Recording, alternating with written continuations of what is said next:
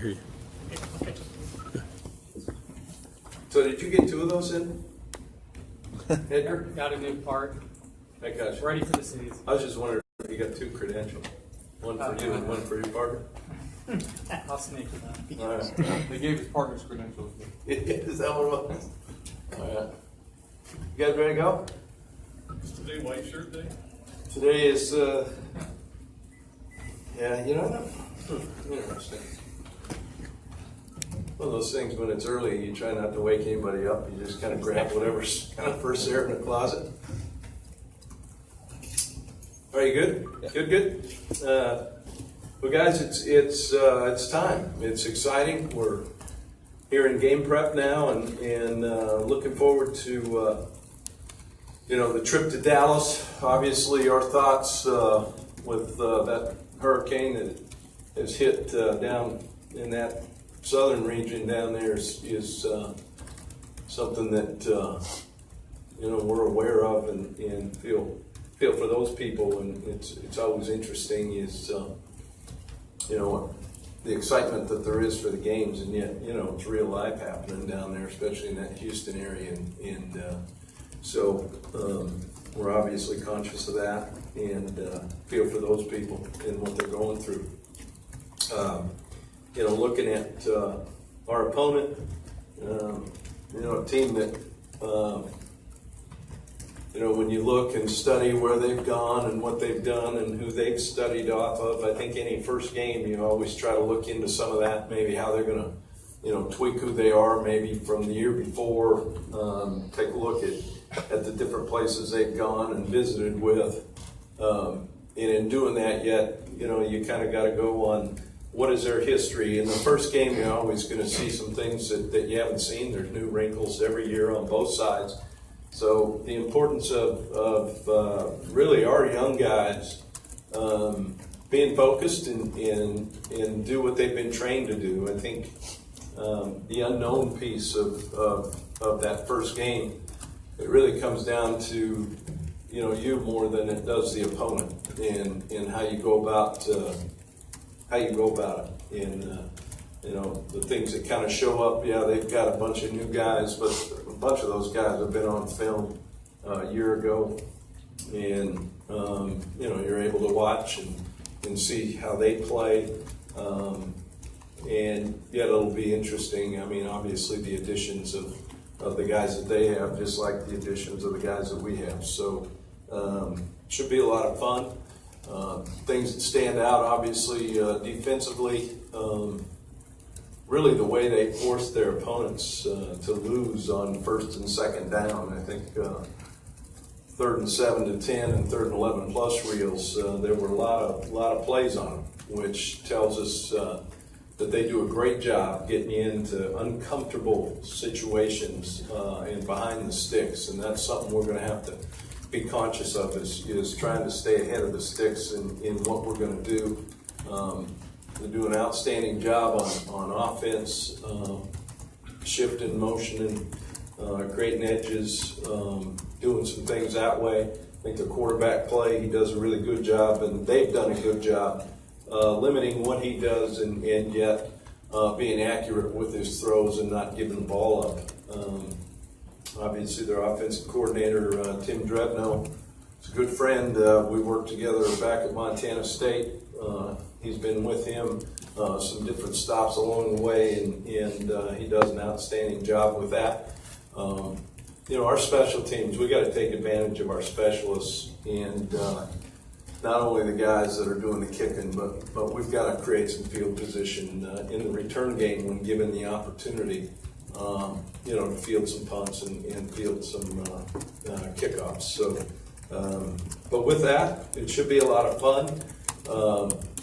And I know our guys are looking forward to it. We'll head out on Friday, stop by the stadium, let them look at that giant television screen they've got in the middle of it, and go play the game on Saturday. And that should be what it's at. We've, the quarterback situation, we have a plan. It's in place. No, Edgar, I'm not going to tell you what it is, so there's no reason to ask. But we're excited about that, and yeah, we'll leave that for them to guess as well. So, injury-wise, CJ McWilliams is still out. Kamari Gamble, we're getting that foot re-looked at here tomorrow, but he's highly questionable.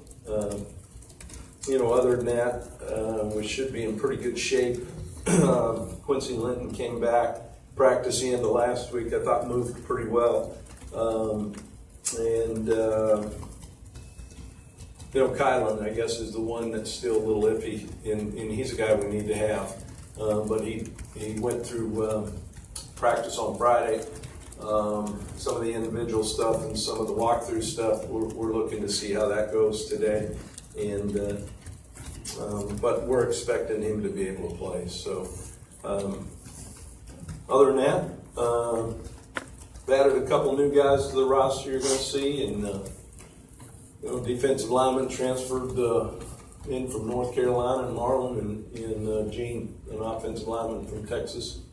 They'll obviously be helping us through this year as they sit out and get ready for next season. So those two guys are additions to your rosters as far as on our current team, and we welcome them and excited to have those guys as well. So, questions?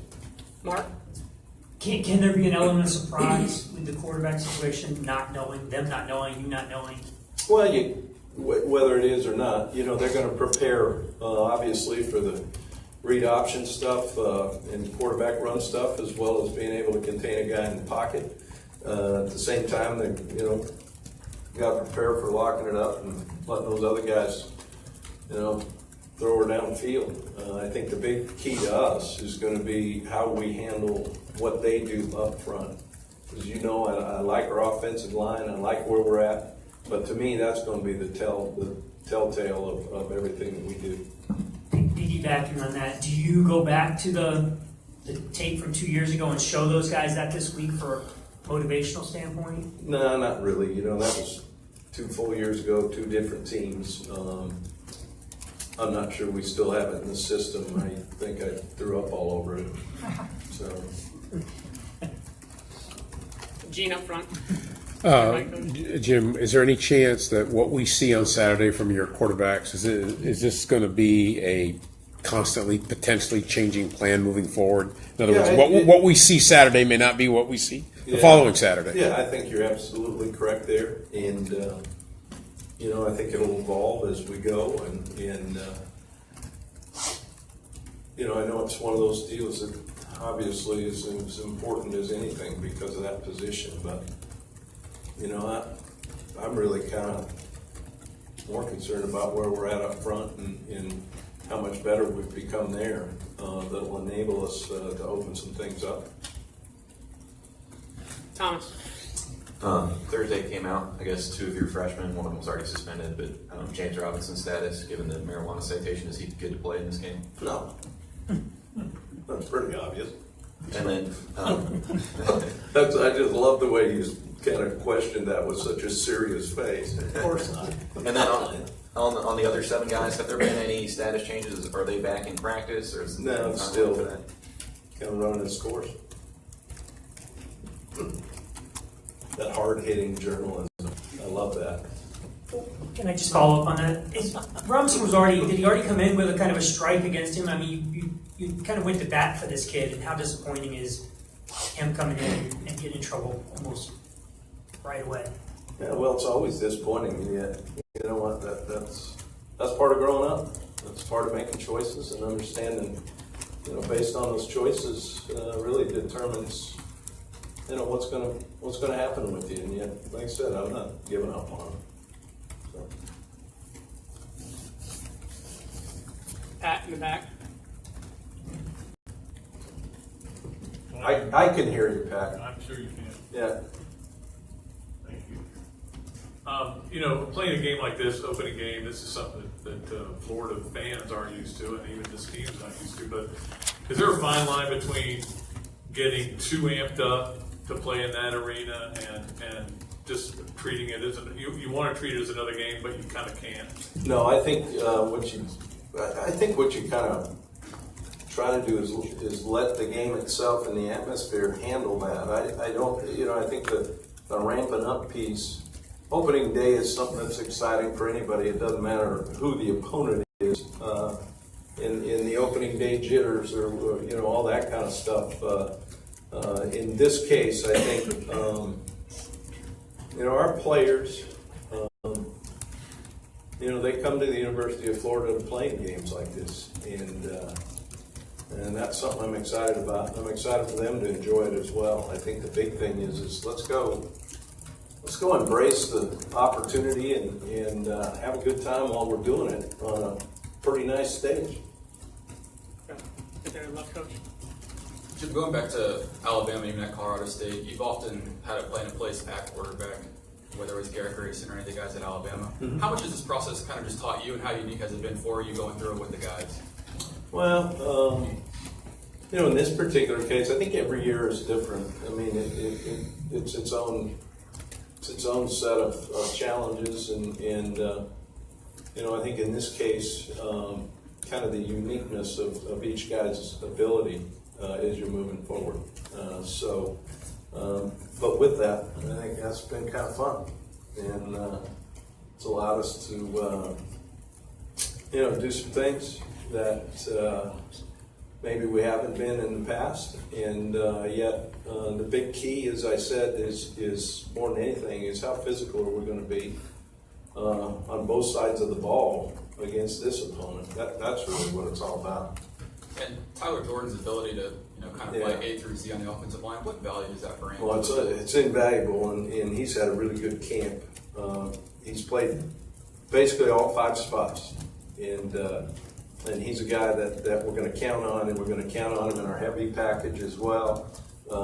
Some of the things that we have personnel and formationally, he's been a guy that's really picked it up and done a great job for us.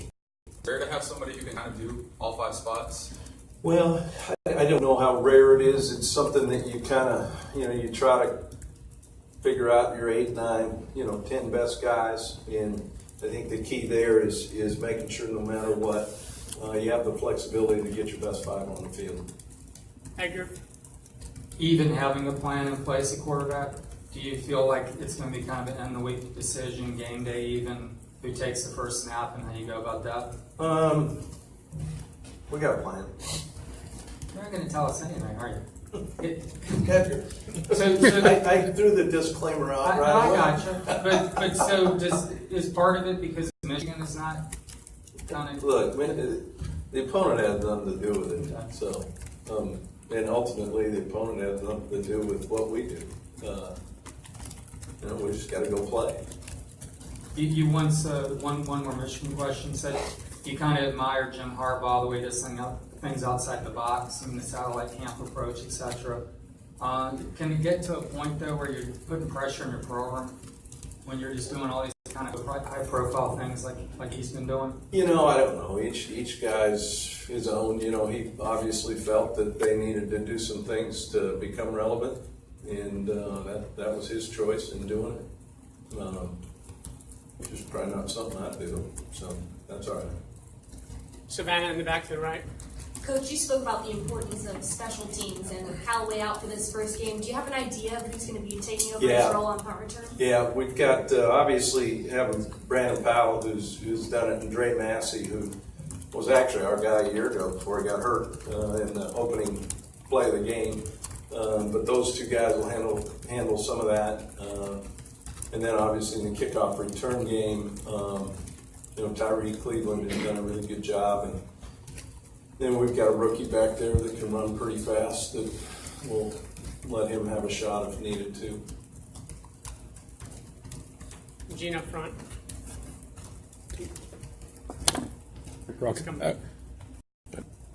Don't forget your question, Gene. Try not to. Good observation by you, by the way. Yeah.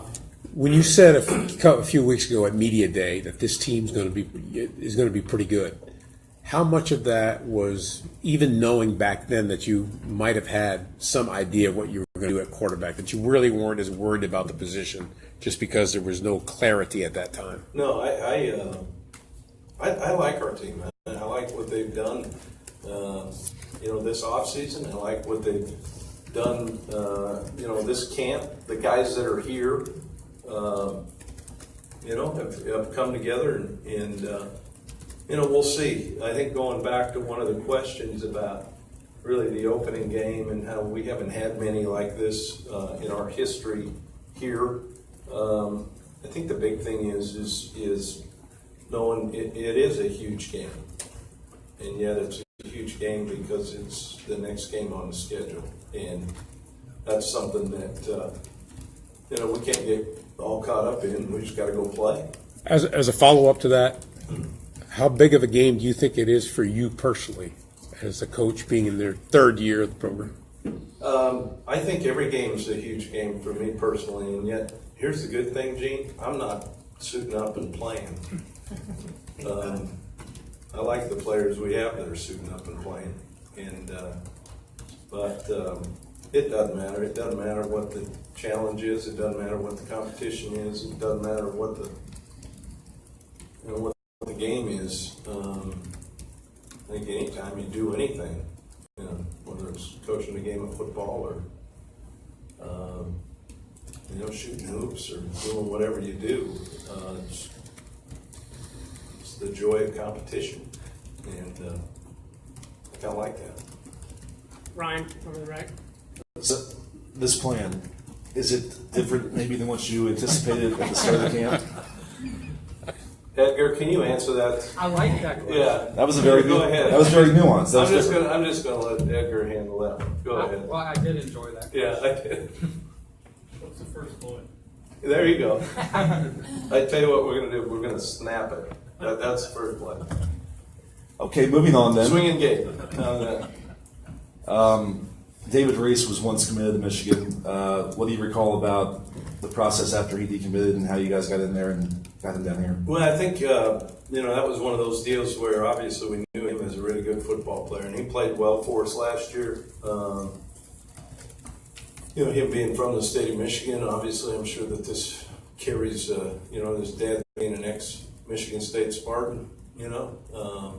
Those are some kind of interesting ties, but in this case, we were able to get him in here, which was huge, and I think that really helped him in his preparation to being a starter a year ago. And one more, since the first one was not answered, I'll get a third here. Ask Edgar. Shoot.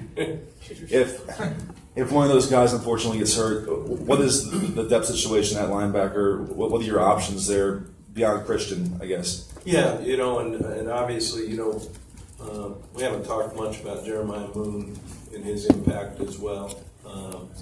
Colin obviously coming back, and jumping on in there. Seth Brunson had a really good camp, so he'll be ready to go as well. Go ahead, Mark. You touched on the line play, but is there anything that you're concerned about going into this game? Oh, as a coach, what doesn't concern me, right, is you're doing your checklists, and but ultimately, your preparation, your guys, here's what I think happens too a little bit in first games sometimes is, the excitement as we talked about. I think for us it'll be kind of one of those deals where they're going to make plays on both sides of the ball. It's how you respond after those plays are made is really going to be big. And you're relying on some young guys. How do you gauge whether they're ready for this stage? Yeah, that's interesting. I think the big thing is you're talking about guys that chose to come here to be on that stage. The moment is not going to be too big for them, and yet they might make a mistake or two, but it won't be for lack of effort. I know that, and those are the things that you coach through and learn through, and excited to see those guys play. Gene and then Philip. I think I'm avoiding the disclaimer here, but how do you feel that your quarterbacks will handle the uncertainty of not knowing who's in there until whenever it is you Yeah, choose to I use think them. they'll handle it great. Philip? Could you expound on that? No? How about if we guess who it is and we get it right? We'll tell. We just need 3. So I'm going to let you know a hint. We're going to open up in Wildcat with Kadarius Toney there. Oh, so we need All 4. right. So there you go. All right. There's your starter. Going back to the line play, what kind of camp did CeCe Jefferson have, and what kind of year do you expect from him? Well, CeCe's a guy that obviously has played a lot of ball here and done a lot of really good things.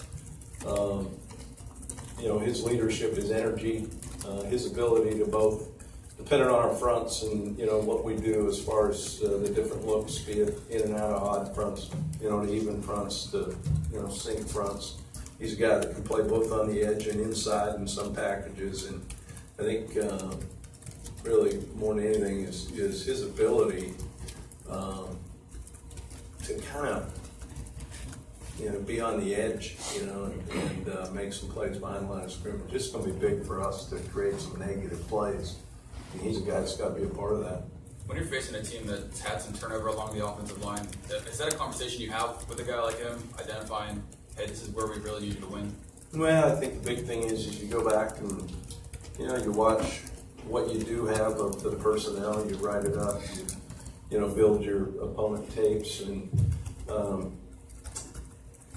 but more so you have to rely on your training. That's really the key. Zach? Over here to the right, coach. Jim, with the returning players that you have, those guys have been in some big games, big stadiums. Do you think that one or two of those games will be similar to what they may see Saturday, or do you think it could be new territories in terms of magnitude, pressure, atmosphere? That's a good question. I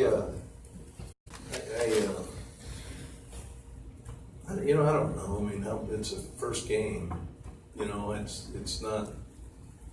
Obviously a championship game. It's not for the title. It's not whatever. But at the same time, I think more than anything is that it's an opportunity to kind of show who you are as an individual player against a really good opponent on national television. And then you mentioned your 2 new roster additions. You guys have now brought in several transfers from fifth-year seniors to true freshmen. It's not like high school recruiting. Can you just talk about that process and what you and your staff look for during those evaluations? Well, I think first thing, you've heard me talk about it before, is making sure we stay in roster balance. And those are positions of need.